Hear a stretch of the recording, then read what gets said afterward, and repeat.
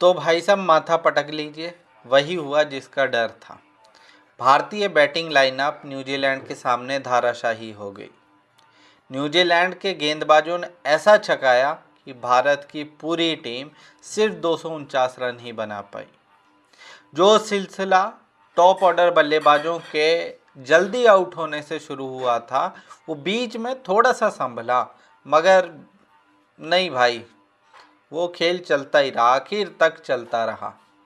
कहाँ भारतीय लोग उम्मीद करके बैठे थे, भारतीय दर्शक, कि यार हमारे प्लेयर आएंगे, दे चौका छक्का, मनोरंजन होगा, बहुत ज़्यादा स्कोर बनेगा, 300 प्लस जाएगा, रोहित शर्मा सेंचुरी लगाएंगे, विराट कोहली बढ़िया खेलेंगे, श्रेयस अय्यर मज़ेदार खेलेंगे। खैर, श्रेयस अय्यर ने बेहतरीन पारी खेली है, मगर कुल मिला के बात यह है कि टॉप ऑर्डर बल्लेबाज जैसे फ्लॉप हुए, वैसे ही निचले क्रम के बल्लेबाज भी फ्लॉप हो गए।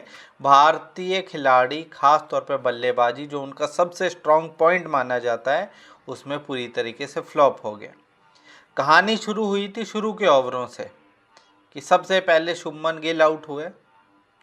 उसके बाद से जैसे सिलसिला शुरू हो गया, रोहित शर्मा आउट हुए, थोड़ा सा खेलना शुरू किए विराट कोहली एक शानदार कैच के साथ, वो भी आउट हो गए। उसके बाद थोड़ा सा मामला अक्षर पटेल और श्रेयस अय्यर ने एक दूसरे के साथ पार्टनरशिप की, एक ठीक पार्टनरशिप की, 100 के ऊपर पार्टनरशिप लेकर गए और अच्छे तरीके से उसको चलाया। लगा कि नहीं, भारत अब बड़े स्कोर की तरफ बढ़ेगा, मगर उसके बाद अक्षर पटेल आउट हो गए। फिर वो मामला उसी तरीके से चलता रहा। तो जो भारतीय बैटिंग सबसे ज़्यादा मजबूत मानी जाती थी, कि भारत का सबसे ज़्यादा मतलब ताकतवर पोजीशन वो है, वही आज के मैच में फ्लॉप होगी। रोहित शर्मा 15 पे आउट हो गए, शुभमन गिल सिर्फ 2 रन बना पाए, विराट कोहली 11 पर आउट हो गए। जो मैंने अभी बताया, श्रेयस अय्यर और अक्षर पटेल ने थोड़ा अच्छा खेला। अक्षर पटेल 42 रन मार कर गए, ठीक ठाक उन दोनों ने संभाला बीच में। उसके बाद जैसे अक्षर पटेल आउट हुए, केएल राहुल आए।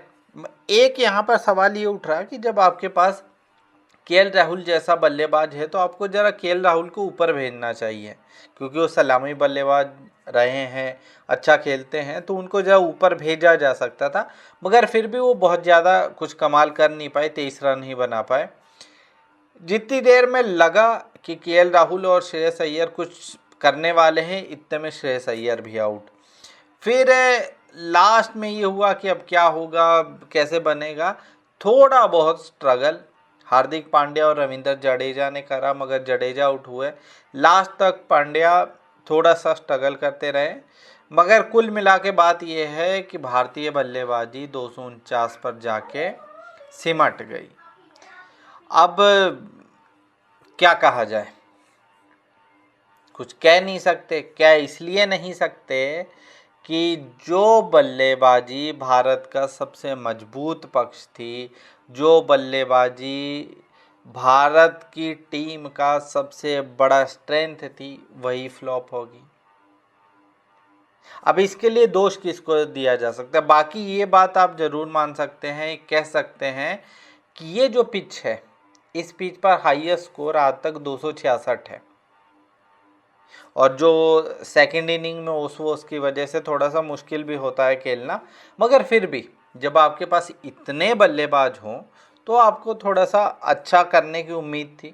लोगों को खास तौर पे विराट कोहली, शुभमन गिल और रोहित शर्मा से बहुत उम्मीदें थी, मगर वो उम्मीदें धाराशायी होगी। मगर इस मामले में श्रेयस अय्यर की तारीफ़ करनी चाहिए आपको, कि उस बंदे ने बीच में झटका नहीं लगने दिया, वरना जो भारत के स्कोर अभी 249 देख रहे हैं आप, शायद ये भी नहीं आ पाता। उसके बाद अब न्यूजीलैंड भी आ गई है खेलने, उनका भी एक विकेट गिर चुका है, तकरीबन 9 ओवर में 37 रन बना चुके हैं। पर मुझे लगता है, मेरी तरह बाकी भारतीय दर्शकों को भी इस बात की बहुत तकलीफ़ हुई होगी कि जिस बैटिंग लाइनअप से हमें बहुत उम्मीदें थी कि बहुत अच्छा परफॉर्मेंस करते, वो शायद पूरा नहीं हो पाए। या कहीं ऐसा तो नहीं कि इस मैच को भारतीय प्लेयर बहुत हल्के में ले रहे थे। पहले तो बीच में ये बात चली कि नहीं, रोहित शर्मा को भी ड्रॉप किया जाएगा, मोहम्मद शमी को भी आराम दिया जाएगा, मगर रोहित शर्मा भी खेले, मोहम्मद शमी को भी खिलाया गया। तो इसके बावजूद पूरी इस तरीके से फ्लॉप होना मुझे लग रहा है सेमीफाइनल और फाइनल के लिए थोड़ा तकलीफ़देह है। दूसरी बात ये है कि इस पूरे प्रकरण के बावजूद भी अगर मान लीजिए, वैसे तो उम्मीदें ये हैं कि भारत की बॉलिंग भी अच्छी है, भारत इस मैच को जीतेगा, इसके बावजूद कह रहा हूँ अगर भारत ये मैच हार भी जाता है तो सेमीफाइनल में पहले ही पहुँच चुका है। पाकिस्तान क्रिकेट बोर्ड की तरफ से सुनने में आ रहा है कि इमामुल हक भारतीय क्रिकेट को लेकर थोड़ा एग्रेसिव हो रहे हैं, आईपीएल के बाइकाट की बात भी उन्होंने करनी शुरू कर दी है।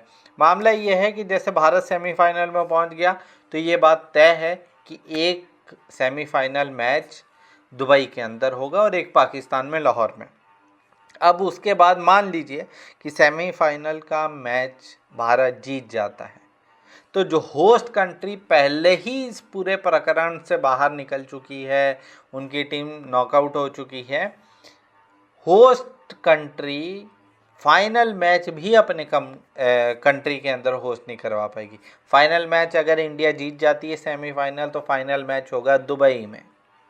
सोचिए इस होस्ट कंट्री के लिए कितना बड़ा सेटबैक होगा।